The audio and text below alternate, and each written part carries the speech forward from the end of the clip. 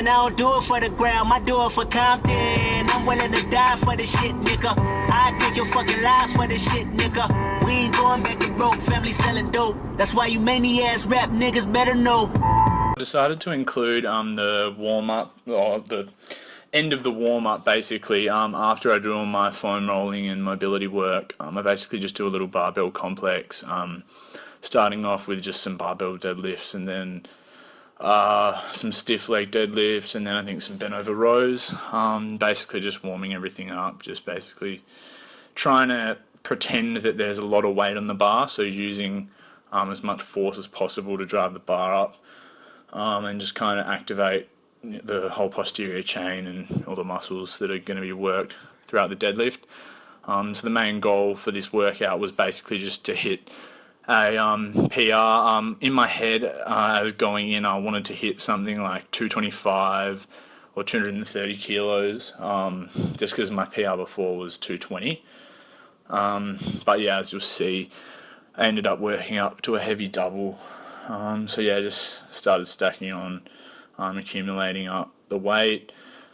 Yeah, like I normally do, as you guys probably know by now, just slowly accumulate the weight, driving with all the muscles that you want to be worked. So in this case, driving with the hamstrings and glutes, hips come through nice and strong at the top, and basically not trying to squat the weight up. A lot of people make the mistake of putting their bum too far down, and then as they start the lift, their hips shoot up, which is a big reason why people lose tightness and their form gets sloppy.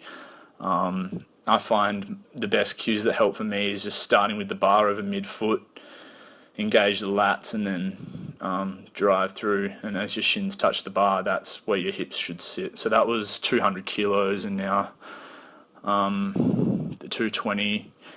It went up. Now looking at the video, it actually went up a bit quicker than it felt. It felt a lot slower, and I felt like my form broke down a little bit, but it actually looks not too bad. But yeah, always room for improvement, obviously, especially PRs. They're not going to always be 100% with the form, but we try and get as close as possible. So after that, I just moved on to 160 without the wrist wraps, or straps,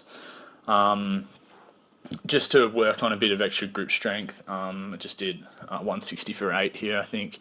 This is with a mixed grip as well, so I just use double overhand with the straps. Yeah, basically I just chuck on the straps just because I'm not allowed to use chalk in my gym, so I'd rather chuck on the straps just to make it a bit easier than try and mixed grip and tear a bicep or something like that. So just be careful when you're using mixed grip with really heavy weights, because it does lead to increased chance of tearing your bicep if you're not careful. So moved on to unilateral seated row here. I like the unilateral one just because I tend to have a little bit of imbalance in my back, and it just helps me focus on each side separately, I guess. Just nice and light here. I think it was only like 40 kilos. Sets of 15. I did 3 sets of 15 here, 3 or 4 sets of 15. And yeah, just basically trying to get a nice stretch at the start, and then engage, just drive through the elbows. You'll feel your back work way more there. And I actually supinate my wrist or turn it in basically as I row. I just feel a better engagement in the lats when I do that, which you can only do that on the unilateral one, which is another reason why I really like it. And then we moved on to unilateral face pull, focusing on the rear delts and traps. I like the unilateral face pull again for the same reason for the unilateral seated row. I just like to make sure that I'm doing some unilateral work on all muscle groups just to keep a bit more symmetry, because majority of people will have imbalances everywhere. That's just being part of being human, I guess. But just trying to keep as symmetrical as possible, because imbalances can also sometimes lead to injury if you're not careful. Has happened before when I've torn my hamstring. So yeah, basically just focusing on the rear delts here. This is a great exercise as well for posture, keeping that upper back nice and tight. And then moved on to incline dumbbell curls. This will be the last exercise, last of the accessories. Basically, this will finish off my sort of strength cycle for this block of training. So I'm going to move on to a bit of a hypertrophy block, just kind of higher rep ranges. Probably the lowest I'll go is 6 to 8 on anything, just probably for around 6 weeks or so. Look to gain a couple kilos of muscle. It'll just help with gaining strength in the future. I just know I need to put on some more muscle before I can really get too much stronger, I think. So yeah, you want to kind of do that sort of stuff to avoid plateaus. Really helps with that. Yeah, that'll finish off for this voiceover. I hope you guys enjoyed the video, and I'll see you guys soon.